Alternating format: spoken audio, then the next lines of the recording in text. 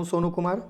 English study centre में आपका स्वागत है। आज हम बात करेंगे प्रेजेंट कंटिन्यूअस और पास्ट कंटिन्यूअस की बात। ठीक है, प्रेजेंट कंटिन्यूअस और पास्ट कंटिन्यूअस अगर चाहते हैं कि इससे रिलेटेड कोई भी क्वेश्चन अगर बनाना चाहते हैं तो सबसे पहले उसका स्ट्रक्चर याद कर लीजिएगा। क्या है स्ट्रक्चर?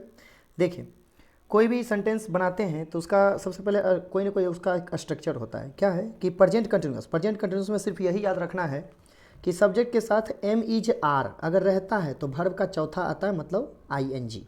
पास्ट कंटिन्यूअस का क्या होता है? सब्जेक्ट के साथ बाज बेयर उसके साथ वर्ब का चौथा है तो पास्ट कंटिन्यूअस होता है। ठीक है, अब रही बात यहाँ पर याद करने की बात यह है कि कौन सा सिंगुलर है कौन सा प्लूरल। क्यों? क्योंकि सब्जेक्ट के साथ वर्ब का प्रयोग किया जाता है।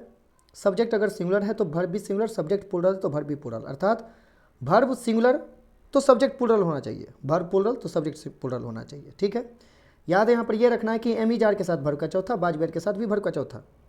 ठीक है, एम इज आर प्रेजेंट, बाज बेयर पास्ट।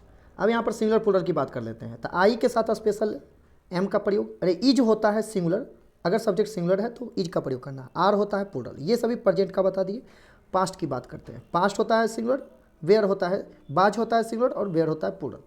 अब सीधे हम यहाँ पर क्या करेंगे कि देखिए, कुछ ऐसे वर्ड होते हैं जो कि टाइम को इंडिकेट करता है और टेंस को भी इंडिकेट करता है। तो क्या है, थोड़ा सा देख लेते हैं। प्रेजेंट कंटिन्यूअस की बात करते हैं। प्रेजेंट कंटिन्यूअस से क्या है कि अगर किसी सेंटेंस में नाउ दिखाई दे, नाउ का मतलब अब होता है। जब कोई भी व्यक्ति अगर कोई समय में अगर काम करता है तो कंटिन्यूअस होता है, काम हो रहा होता है तो कंटिन्यूअस होता है। ठीक है, नाउ का मतलब ये प्रेजेंट कंटिन्यूअस को ही इंडिकेट करता है।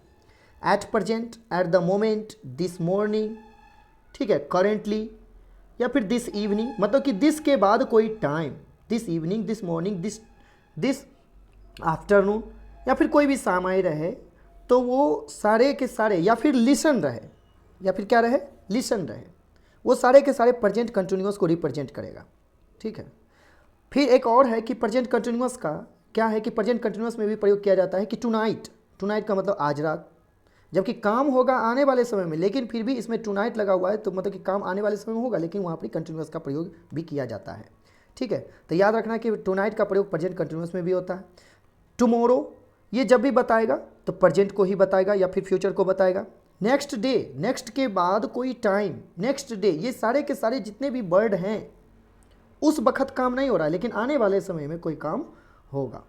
ठीक है, या फिर दिस मॉर्निंग, दिस इवनिंग। ठीक है, यहाँ ऐसे भी पहले वाले में है लिखा हुआ।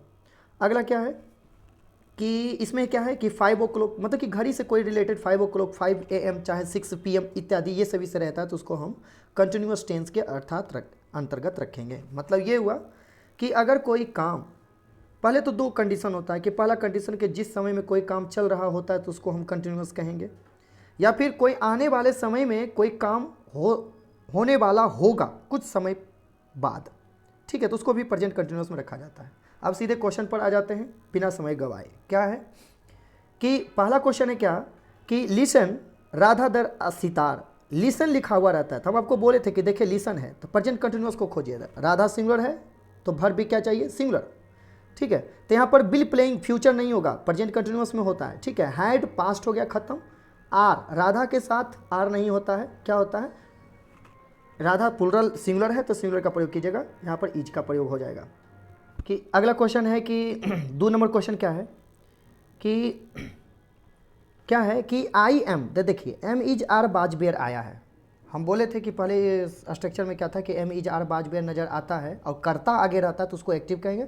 हाँ, M is are was were के बाद वर्ब का चौथा खोजना, मतलब कि ING लगा हुआ होना चाहिए। ठीक है, मेकिंग है, ठीक है, रहने देते हैं। मेक, एम इज आर के बाद मेक नहीं होता है, वर्ब का पहला नहीं होता है, बिना हेल्पिंग वर्ब के पहला और पचमा होता है। ठीक है, टू मेक नहीं होगा। हैड मेकिंग, हैड भी मेकिंग भी ये नहीं होगा, एम भी और हैड भी ये नहीं होता है। ठीक है, यहाँ पर एम मेकिंग हो जाएगा। आपको सिर्फ याद रखना है एम इज आर और बाज बेयर के बाद वर्ब का चौथा मतलब ING खोजना है। ठीक है, तीसरा नंबर क्वेश्चन है। तीसरा क्या है कि रीता टू द रेडियो, मतलब कि रीता जो है रेडियो सुन रही है, तो यहाँ पर सुन रही थी ऐसे भी तो हो सकता है। तो रीता सिंगुलर है, सब्जेक्ट क्या है, सिंगुलर, तो वर्ब सिंगुलर को खोजिए, तो प्लूरल वर्ब को छाट दीजिए। आर खत्म, और एम तो होता है सिर्फ आई के साथ एम होता है तो आई तो है नहीं, ये भी खत्म। हैड का प्रयोग, हैड लिसनिंग, हैड के बाद वर्ब का थर्ड फॉर्म आता है, यहाँ तो फोर्थ फॉर्म कर दिया, ये तो ऑप्शन ही गलत है, ये खत्म, बच गया ऑप्शन ए। तो क्या हो जाएगा, Rita is listening to the radio, रिसा जो है रेडियो सुन रही है। अगला, पास्ट में भी इसको बना सकते हैं, पास्ट कंटिन्यूस भी बना सकते हैं, ठीक है, लेकिन यहाँ पर कोई ना कोई पास्ट इंडिकेट कोई टाइम रहेगा, ठीक है, ऐसे होता है। अगला क्वेश्चन चलते हैं चौथा क्या है कि यू खाली स्थान द पियानो, तो यू क्या है, सिंगुलर प्लूरल दोनों होता है, लेकिन इसके साथ वर्ब हमेशा प्लूरल का प्रयोग किया जाता है, ठीक है। एम का प्रयोग इसलिए नहीं होगा क्योंकि सब्जेक्ट आपका यू है, आई रहेगा तब ना एम होगा, ये खत्म। इज का प्रयोग क्योंकि इज होता है सिंगुलर, आपका सब्जेक्ट सिंगुलर प्लूरल दोनों है, लेकिन वर्ब होता है यू के साथ प्लूरल, लेकिन यहाँ पर ये सिंगुलर, ये गलत। बाज सिंगुलर होता है, ये खत्म, बच गया आपका आर प्लेइंग होता है, यू आर प्लेइंग है ना the piano.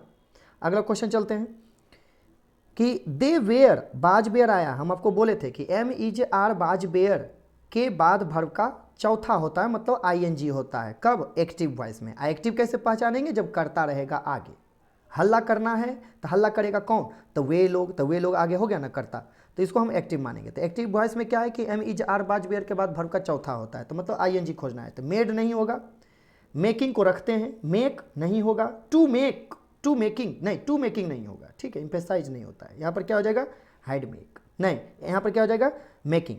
They were making a noise, वे लोग हल्ला कर रहे थे। अगला क्वेश्चन चलते हैं छठा number, I am is are was were के बाद वर्ब का चौथा आता है, क्यों, क्योंकि आई एम लर्निंग इंग्लिश होता है, मतलब कि सीख रहा है कौन, इंग्लिश नहीं सीख रहा है, मतलब यहाँ पर मैं सीख रहा हूँ, है ना, मैं सीख रहा हूँ, तो करता चला गया आगे, ठीक है, करता जब आगे चला गया है, ठीक है, तो यहाँ पर जो है एक्टिव वॉइस है, एक्टिव वॉइस में M is are was were के बाद वर्ब का चौथा होता है, आईएनजी होगा, ये लर्नड चाहे लर्नड नहीं होगा। अगला क्वेश्चन चलते हैं 7वां नंबर में, you are am is are was were के बाद वर्ब का चौथा होता है द पुअर, तो यहाँ पर क्या हो जाएगा, दूदू को हेल्पिंग वर्ब नहीं होगा, आर भी बिल भी ये नहीं होता है, बिल।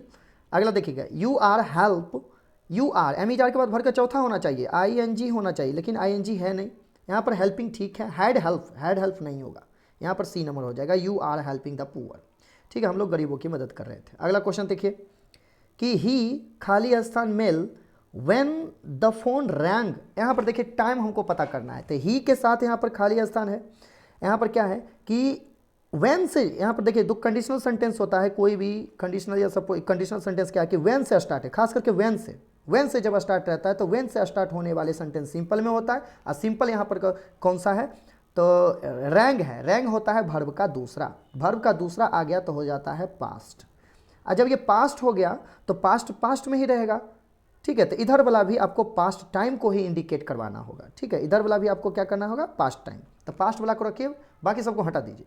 हैव प्रेजेंट बताता है, खत्म, हैविंग गलत, डिड ये भी पास्ट है, ये भी पास्ट है, लेकिन डू डज डिड के बाद वर्ब का वो डू डज डिड जब आता है तो निगेटिव इंट्रोगेटिव आता है, ना ही निगेटिव है ना इंट्रोगेटिव है, ये भी खत्म, ऊपर से है डिड के बाद वर्ब का पहला होता है, ये भी खत्म, क्या हो जाएगा, बाज टेकिंग। याद रखना है आपको कि अगर कोई भी सेंटेंस व्हेन से जुड़ा हुआ रहता है तो उससे स्टार्ट होने वाला जो सेंटेंस होगा वो सिंपल में होगा, उसके बाद वाला जो सेंटेंस होगा कंटिन्यूअस में होगा ज़्यादातर, ठीक है। अगला क्वेश्चन चलते हैं, यहाँ पर क्या हो जाएगा, he was talking mail when the phone rang.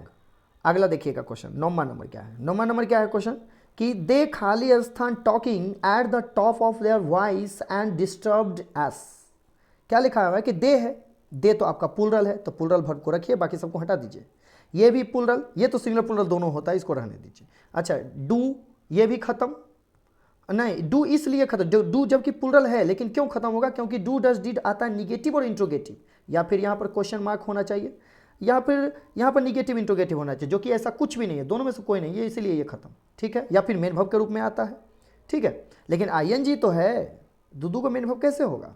अगला देखिएगा, बेयर का प्रयोग, ठीक है, अब यहाँ पर देखिए ये प्लूरल है तो वर्ब भी प्लूरल, ये भी प्लूरल, ये भी प्लूरल, ये भी प्लूरल। अब देखिए कौन सा छट रहा है, अगला सी तो कटिए गया, देखिए हाइड के बाद वर्ब का थर्ड फॉर्म आता है, यहाँ तो फोर्थ फॉर्म है, इसीलिए आपका हैड भी खत्म। अब बचा आर और बेयर, दोनों को दोनों प्लूरल है, ये बताता है पास्ट, ये बताता है प्रेजेंट। अब हम कैसे पता करेंगे कि पास्ट है कि प्रेजेंट है, देखिए क्या है, दे खाली स्थान talking at the top of their voice and disturbed, यहाँ पर देखिएगा डिस्टर्ब्ड है, डिस्टर्ब्ड एस, मतलब कि हम लोगों को क्या किया, वो डिस्टर्ब किया, पास्ट टाइम वहीं से इंडिकेट करवा रहा है, जब पास्ट होता है तो उधर भी पास्ट को रखेंगे, ठीक है, तो प्रेजेंट को हटा दीजिए, वेयर का प्रेजेंट। दे वेयर टॉकिंग, हम लोग बातें कर रहे थे at the top of their voice and disturbed us, हम लोगों ने क्या हुआ, डिस्टर्ब हुआ। अगला देखिएगा, अगला क्वेश्चन क्या है कि 10 नंबर में, तो यहाँ पर क्या हो जाएगा, वेयर का प्रयोग होगा, ठीक है, 9 मार्क का। 10 मार्क का देखिएगा, the boys in the room, यहाँ पर देखिए एक बॉयज आया है, एक रूम आया है, खाली स्थान reserving their revising for their test. यहाँ पर देखिए टेस्ट के लिए वो रिवाइज कर रहा था, कौन रिवाइज करेगा, करता कौन, करता कौन रिवाइज करेगा, रूम होता है करता, करता रिवाइज करता है टेस्ट के लिए, आखिर लड़का, तो लड़का ने रिवाइज करेगा, तो लड़का के लिए यहाँ पर जो है लड़का सिंगुलर है, नहीं लड़का यहाँ पर प्लूरल है, तो वर्ब भी होगा प्लूरल, ना कि ये रूम है तो रूम सिंगुलर है तो सिंगुलर कर देना, गलत है। यहाँ पर रिवाइज कर रहा है करने के लिए, तो रिवाइज करेगा कौन, लड़का ही ना करेगा, आखिर रूम करेगा रिवाइज, ठीक है। तो ये प्लूरल है बॉयज, तो प्लूरल वर्ब को चुनिए, बाकी सबको हटा दीजिए। ये है सिंगुलर, खत्म। ये भी एम के साथ होता है, आई के साथ स्पेशल होता है, ये भी खत्म। बाज होता है सिंगुलर, आपका आंसर यही है, ठीक है। तो the boys in the room are revising for their test. Last question, last question क्या है कि ही खाली स्थान मेल, फिर से वेन आया, याद रखिएगा वेन से जब स्टार्ट रहता है तो उसके बाद वाला जो सेंटेंस होता है सिंपल होता है, उसके पहले वाले जो सेंटेंस होता है वो कंटिन्यूअस में होता है। लेकिन याद रखिएगा कि कौन सा है, रैंग है, पास्ट आया है तो पास्ट वाला को पास्ट में ही इंडिकेट करवाएंगे, बाकी सबको हटा देंगे। फ्यूचर खत्म, हैविंग ये खत्म, डिड ये दोनों को रखेंगे, लेकिन डिड के बाद आता है वर्ब का पहला फॉर्म आता है, वो भी निगेटिव इंटरोगेटिव, ना ही निगेटिव है ना इंटरोगेटिव, ये एक्चुअली खत्म। यहाँ पर बाज टॉकिंग हो जाता है, he was talking mail when the phone ring. ये क्वेश्चन रिपीट है, ठीक है। उम्मीद करता हूँ कि आप लोगों को समझ में आ गया होगा।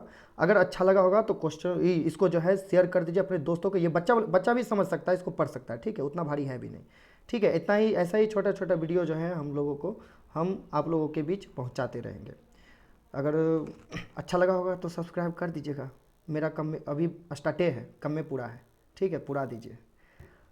धन्यवाद।